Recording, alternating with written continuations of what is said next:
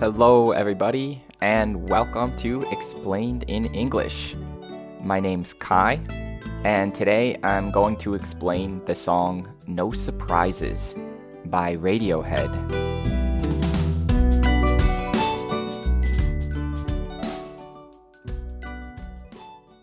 This song can be a difficult one for English learners. Not so much because of the words or the lyrics, but because of the way that the singer sings. The main singer of Radiohead, Tom York, he kind of mumbles when he sings. That is, he doesn't clearly pronounce or articulate all of the sounds. He uses his voice a lot as if it were an instrument that kind of blends in with the music and the sounds. At least, that's my impression. But the song itself has this really beautiful melody. The guitar line sounds almost like a lullaby. A lullaby is a tune or a melody which is meant to calm and soothe someone and put them to sleep. And the words, the lyrics of the song, are really powerful, really great. So the song is called No Surprises. A surprise is something unexpected, some sort of event that you don't anticipate. And no surprises would be the opposite of that. If there are no surprises in your life, then you know exactly what's going to happen. Nothing strange or out of the ordinary happens. Everything is normal. No surprises. The first verse begins with the line, "A heart that's full up like a landfill." By his heart, he means his feelings. The heart is literally that organ in your body that produces and pumps blood. It goes boom, boom, boom, boom, boom, boom. But when he says his heart is full, he means that he's full of these emotions, these strong feelings. A heart that's full up like a landfill. Full up means filled to the top, as in there's no space left. His heart is full up like a landfill. So we get this image of a landfill. A landfill is a place where all of our trash and garbage goes that can't be reused or recycled. We put it in a landfill. Most of the time, this means that we're burying trash, so we're putting all this garbage underground. We are filling up the land with trash. So if your heart is full up like a landfill, that means that your heart is full of a lot of things that you don't need. You've got a lot of feelings and emotions that are like trash. They're no good. They're no use to you. A heart that's full up like a landfill. A job that slowly kills you. A job is what you do for work. It's how you make your money. My job is a teacher. So a job that slowly kills you. To kill is to end someone or something's life. Makes you think of murdering and crime. If something slowly kills, then it means it doesn't kill fast. Something that slowly kills takes time. For example, smoking cigarettes. That slowly kills. It doesn't kill you when you smoke one cigarette, but after many, little by little, it slowly kills you. So a job that slowly kills you is like sucking your life away. It's taking the energy away from you bit by bit. The next line says, "Bruises that won't heal." A bruise is a mark on your body that you get after some kind of wound or pain. Imagine someone hits or punches you in the arm. And then later you have a bruise. Bruises are usually a darker or a bluish color, and it's part of the process of healing. It means your body is trying to fix itself, to repair. But he says bruises that won't heal. This means bruises that will not get any better. This is the future in English. Won't is short for will not. So these bruises, they will not improve, they won't get any better. Of course, here, he's not talking about a literal bruise, not a real bruise.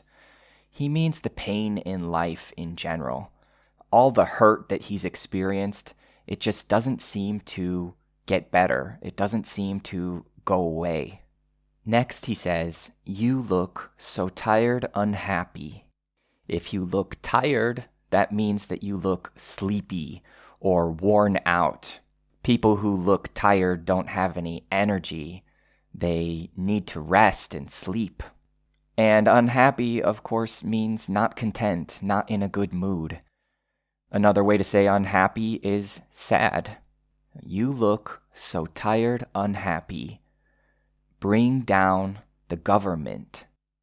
If you bring something down, you're removing it. It's like you're causing something to fail. Bringing down the government would be having a change in the government. Government is a word for bureaucracy, for the leaders of a country. Government is made up of politicians, congressmen, judges.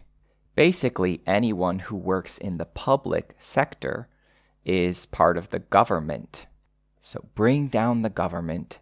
They don't speak for us. To speak for someone is to represent them. It's like being the voice for another person. The singer, Tom York, comes from the United Kingdom, from the UK. In the UK, they have a democracy, and in this type of government, in a democratic government, the politicians and the leaders, they're supposed to work on behalf of the people they represent. They're supposed to speak for us. But here he says they don't speak for us. So he's not happy with his government. He doesn't feel like it represents his or our views. In the next line he says, I'll take a quiet life. I'll take is short for I will take. He says, give this to me. This is what I want. I'll take a quiet life. A quiet life is a calm life, a very peaceful existence, one without stress. It's almost like saying an easy life. I'll take a quiet life, a handshake of carbon monoxide. A handshake is a gesture that you do usually when you meet someone. You take their hand in yours and you move it up and down, and that's called a handshake. A handshake is also something that happens in business. When you shake someone's hands, it means that you agree on something. You're making a kind of business agreement, so you shake on it, you make a deal, and that deal is sealed or confirmed with a handshake. But here we have a handshake of carbon monoxide. Carbon monoxide is a type of poisonous gas. Carbon monoxide doesn't have a smell, so it's odorless, and you can't see it, so it's colorless or invisible. He is shaking hands with this carbon monoxide. Not literally, of course, but he's made a deal with it. He's reached some kind of agreement, so he's shaking the hand of carbon monoxide. And now we get to the chorus where it says, with no alarms and no surprises. With no alarms. An alarm is usually a reminder, oftentimes a sound that helps you remember something. For instance, we often set alarms to wake us up in the morning, or imagine that you have a very important meeting that you don't want to forget, so you set an alarm. The alarm could be some kind of sound, or it could be a vibration, just something that reminds you. In this line, he says, no alarms and no surprises.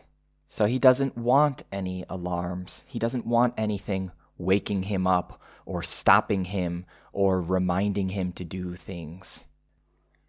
And then after the no alarms and no surprises, he says silent, silent. Silent is an adjective meaning no sound or without sound. So whenever it's very quiet, you can say that it's silent. Silence is associated with peace, with a sense of calm and rest. This is, of course, what would happen if there were no alarms and no surprises. Everything would be silent. In the next part, he says, "This is my final fit, my final bellyache." A fit is a sudden attack of something that you can't control. For example, you could have a fit of coughs where you can't stop coughing. It's like you're always coughing. Or you could have a fit of sneezing where you sneeze multiple times in a row. Achoo! Achoo! Achoo! And you can't stop. Here he says, "This is my final fit." It means it's his last fit. There won't be any more fits after this. A fit can also just mean a strong reaction or a strong emotion. You can have a fit of anger if something makes you very upset. In any case, he says, "This is my final fit, my final bellyache." If you have a bellyache, then you feel sick in your stomach. An ache is a type of pain, and your belly is your gut. It's the inside part of your body around the lower abdominal region. So he's saying this is the last or the final time that he'll feel this ache in his stomach or his belly. He sings the chorus again, and then we get to the last section of the song, where he says, "Such a pretty house, such a pretty garden." The word "such" here makes the phrase stronger. It gives more emphasis. If you take the word "such" out of the sentence, it would say, "It's a pretty house." Okay, it's a pretty house. But if you say it's such a pretty house, that means it's a exceptionally pretty house. It's a very pretty house. Such is great for giving compliments. You can say, "Oh, that's such a great song," or "Oh, that's such a great movie." Here he says, "Such a pretty house," which is the place where he lives. Such a pretty house, such a pretty garden. Your garden is the place outside of your house where you grow plants. These plants could be either food or flowers. In these lines, he's commenting on the beauty of his house and his garden. And then we get to the chorus a final time where he says, "With no alarms and no surprises, please." Please is usually just used to be polite, but here it's like he's begging. He's saying, "Please, I don't want any alarms and no interruptions, no surprises." During this final chorus, you can hear in the background he's singing, "Get me out of here," or "Get me out of here." That's like saying he can't take this place anymore. He can't stand being in this situation. He wants to get out. He wants to leave. He wants freedom. Okay, so maybe you've understood this is not really a happy song. It's actually a song about being unhappy with life and unhappy with society in general. The lyrics are also about how difficult it is to change the way society works or functions. There's that line about bringing down the government and saying that they don't speak for us. I think many people feel this way. They don't feel represented by their governments. They would like to change it. They would like to bring it down and create a better government. But changing the government, changing the way society works, is really difficult. This is a really big fight. And I think a very tiring fight. It certainly sounds to me like the writer finds it easier to resign, easier to give up and just live a quiet life, a life that's less of a struggle. And so I really have two interpretations. The first one is a very strong interpretation. It centers around the line, the handshake of carbon monoxide. This could mean that the writer is so fed up with life, so tired with life, that he's contemplating suicide. Or perhaps he even does commit suicide, which means that he's purposefully killing himself or ending his life. There's a somewhat famous way of committing suicide, and that is to leave your car engine running in your garage. What this would do is fill the space with carbon monoxide gas, which will kill you. Many people, unfortunately, do commit suicide in this way, as it's a quiet and somewhat painless way to kill yourself. If there are no alarms and no surprises, then that means there would be nothing to stop him. No surprise events, nothing that would wake him up or change this plan. Things would just be silent, and that would be the end of his life. That's the strong interpretation. A more mild interpretation is just that the way we live our lives, our jobs, the activities that we do, are kind of like carbon monoxide. We've agreed to them in some way. We shake the hand of the things that slowly kill us. That is, instead of fighting for the changes we want to see in life, we give up. It's easier to be part of society than to fight against it. But silently and quietly, that takes the energy, the joy out of your life. You may get quiet, you may get a pretty house or a pretty garden, but you're not satisfied or happy on the inside. You're just full of bellyaches, full of fits. So, it's a couple weeks now since I launched the podcast, and I really want feedback. I want to hear from you. How are the explanations going?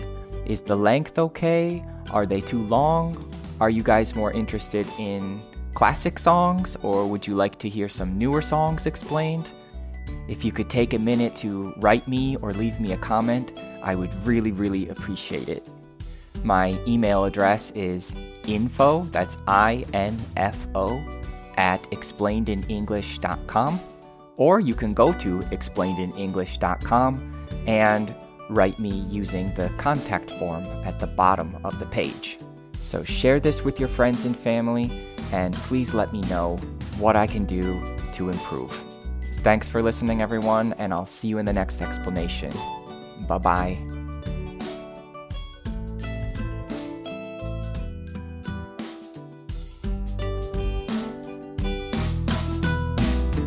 Music is on excess. Music leaves me breathless. Music, it connects us.